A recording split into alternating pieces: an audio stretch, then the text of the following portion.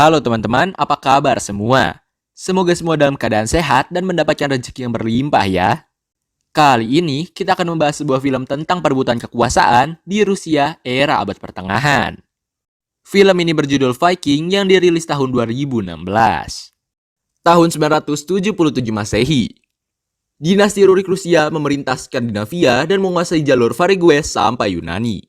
Salah satu wilayah Viking utara hingga Kekaisaran Romawi bagian selatan. Setelah kematian Raja Sviatoslav pertama, ketiga putranya membagi kekuasaannya. Putra tertua Yaropok menguasai Kiev, kemudian putra kedua Oleg menguasai wilayah Drevliansk, sedangkan yang termuda Vladimir di Novgorod. Di antara mereka bertiga, Oleg yang iri dengan Yaropok bersekutu dengan Pangeran Rokvolod dari Polos.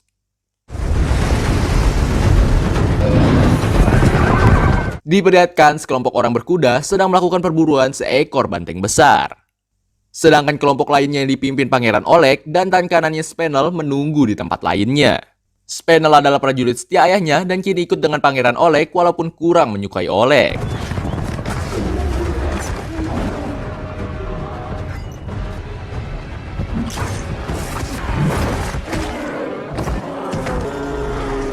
Oleg yang tidak terima ketika banteng tersebut dihabisi kelompok pertama merasa tersinggung. Namun ketika mendengar bahwa kelompok pertama ternyata adalah anak buah dari Yaropok, lalu ia membunuhnya. Yaropok yang tidak terima prajuritnya dibunuh berselisih dengan Oleg. Oleg yang kalah jumlah pasukan melarikan diri ke benteng sekutunya Pangeran Rokvolod dari Polos.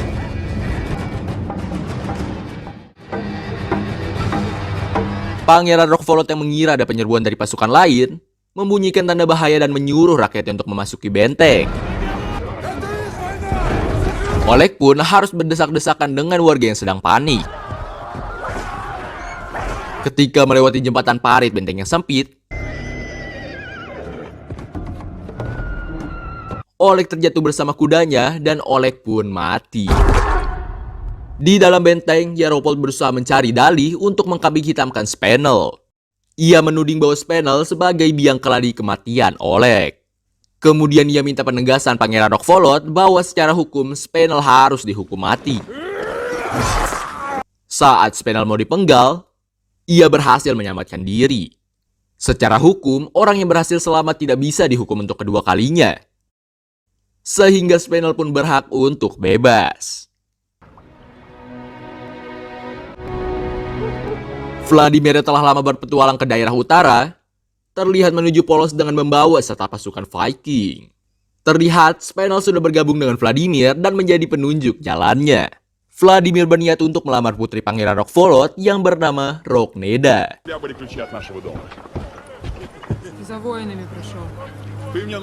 Namun jawaban dari putri Rokneda malah mengatakan bahwa Vladimir melarikan diri ke utara karena takut dengan kedua saudaranya. Yang lebih menyakitkan lagi, ia mengatakan bahwa Vladimir adalah anak seorang budak. Penghinaan ini akhirnya memicu peperangan antara kedua belah pihak.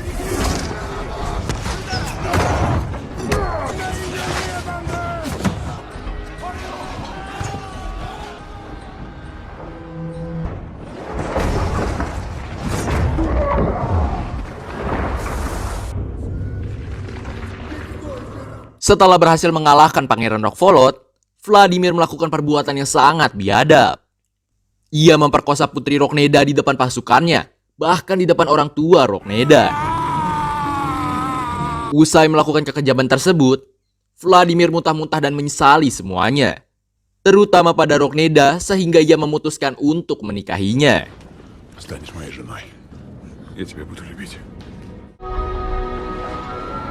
Selanjutnya Vladimir pergi ke Kiev untuk menyerang benteng Yaropol. Namun ia hanya menemukan para pendeta pagan di sana.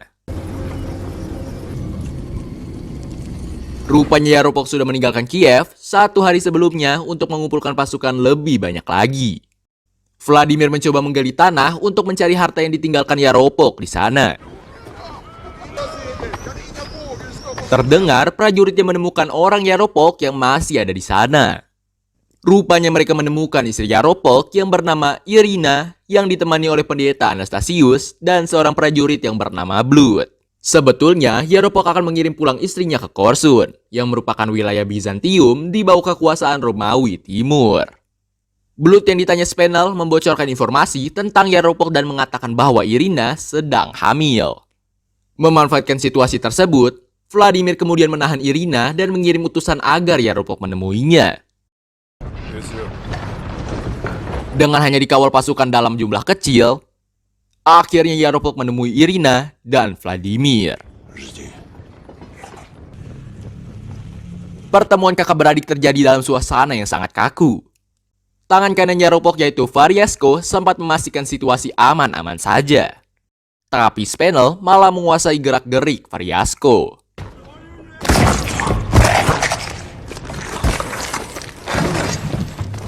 Vladimir yang tidak berniat membunuh Yaropok terkejut dan langsung memeluknya. Ia kemudian keluar dan mendorong Spenel sebagai orang yang merencanakan semuanya. Suasana menjadi kacau. Variasko yang marah mendengar Yaropok mati, mengamuk namun tidak berdaya. Namun Vladimir membebaskannya. Dengan kematian dua saudaranya, akhirnya Vladimir berhak menjadi Pangeran Agung. Lepas kematian Yaropok, Variasko menjalankan sebuah ritual penyucian dengan mengubur dirinya sendiri agar ia dapat menuntaskan misi selanjutnya. Vladimir yang menganut aliran pagan mengganti dewa-dewa yang ada di situ dengan dewa sesembahan ayahnya yang telah lama dikubur. Ia merasa dewa tersebut lebih hebat walaupun haus akan darah manusia. Di depan dewa tersebutlah pembakaran mayat Yaropok dilakukan.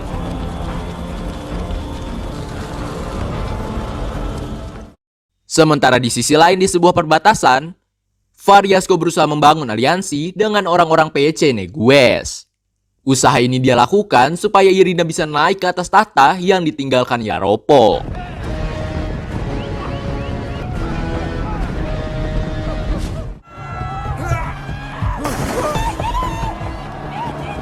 Variasko yang dibantu PC Negues mulai melakukan penyerangan terhadap Vladimir di Kiev.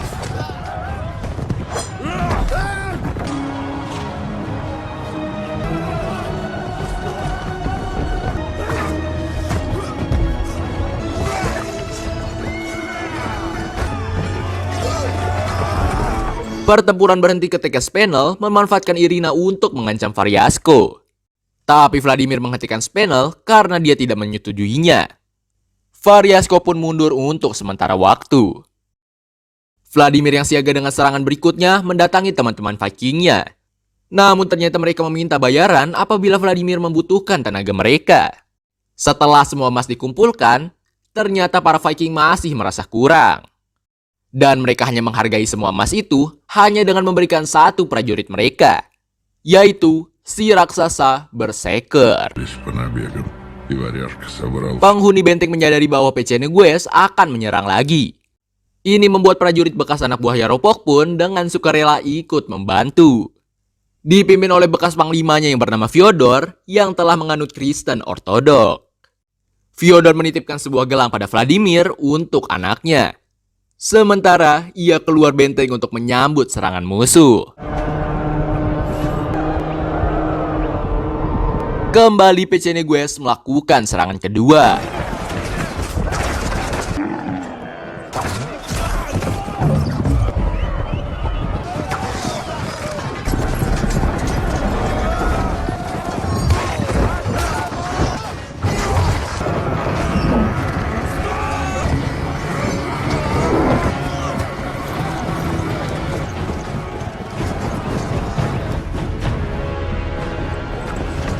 Ketika Fyodor terkurung, si raksasa Berserker maju dengan gagah berani.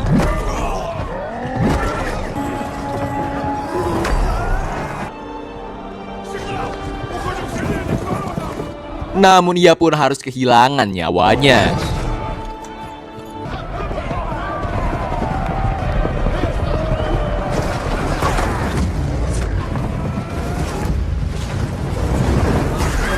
PC Negues pun akhirnya bisa dipukul mundur.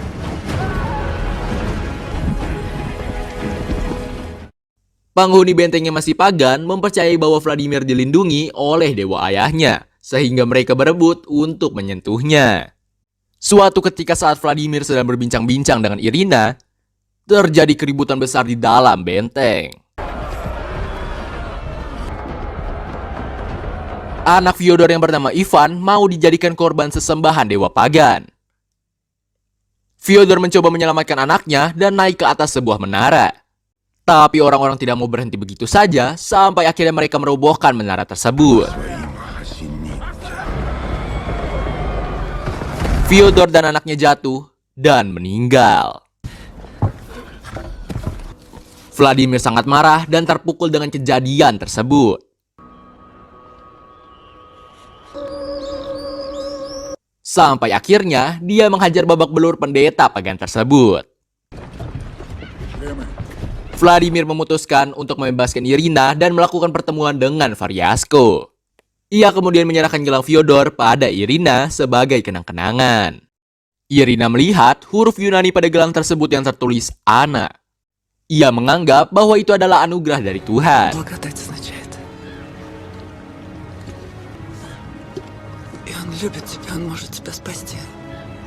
Baru saja Irina berlalu, Variasko ternyata menjebak dan mengepung Vladimir menggunakan orang-orang Pechennegues.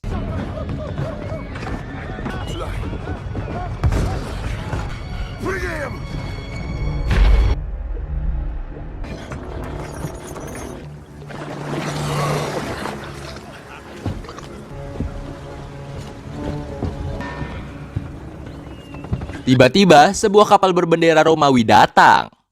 Orang-orang Pechennegues terlihat meninggalkan Variasko. Ternyata mereka tidak mau mencari masalah dengan orang-orang Romawi. Utusan Kaisar Romawi membawa banyak hadiah dan emas untuk Vladimir. Utusan tersebut menunjukkan sebuah lukisan emas dari Kaisar Basil, beserta cucunya yakni Konstantin VII dan Anna Porfirogenito. Rupanya, Kaisar Basil menginginkan Vladimir untuk membantu Romawi mengatasi pemberontakan di Korsun. Vladimir menegaskan bahwa ia akan membantu Kaisar bukan karena emas. Namun dia ingin Anna Porfirogenito menjadi istrinya. Sang utusan mencoba menawarkan apapun selain Anna. Tapi Vladimir tetap menginginkan Anna menjadi istrinya.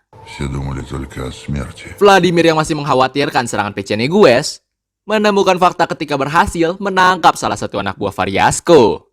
Ternyata Pechennegues menganggap Vladimir telah bersekutu dengan Romawi dan mereka tidak ingin berperang dengan Romawi.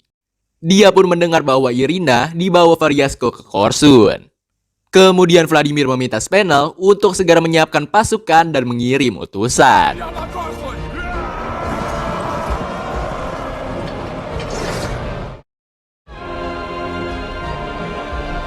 Vladimir yang telah sampai ke Korsun memberikan peringatan bahwa mereka harus menyerah.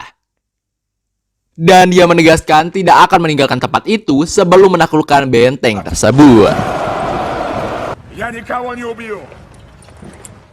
Irina yang ada di dalam benteng mengirimkan pesan secara diam-diam pada Vladimir untuk memberitahukan kelemahan benteng tersebut, yaitu melalui saluran air.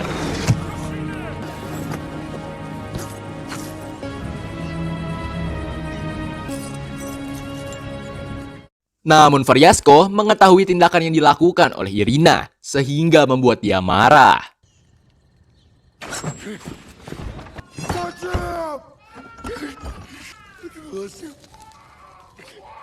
Vladimir yang menyadari bahwa pengepungan ini akan berlangsung lama, memerintahkan pasukannya untuk menaikkan semua perahu ke atas bukit. Mereka terus mencari saluran air sesuai dengan informasi yang diberikan Irina. Tak lama berselang, para Viking yang awalnya tidak ingin bergabung karena bayarannya kurang, akhirnya datang membantunya. Variasko yang penasaran kembali menyerang Vladimir bersama Pechennegues. Sebelum pertarungan dimulai, hujan pun turun.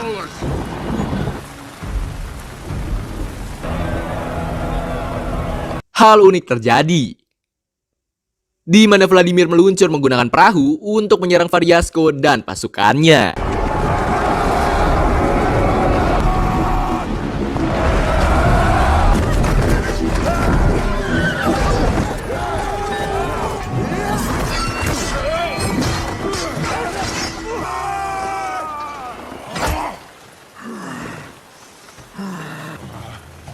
Pertarungan tinggal menyisakan Variasko dan Vladimir. Vladimir yang kelelahan menggunakan kesempatan di saat Variasko lengah dengan melemparnya dengan sebuah batu. Variasko pun diinterogasi untuk menunjukkan lokasi saluran airnya. Di saat Variasko diinterogasi, anak buah Vladimir berhasil menemukan saluran air yang menuju benteng.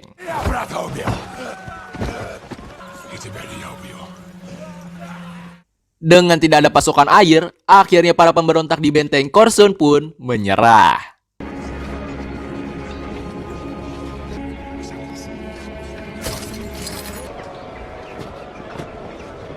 Vladimir kemudian memasuki sebuah gereja dan bertemu Uskup Anastianus. Kemudian Vladimir dibaptis dan melakukan pengakuan dosa.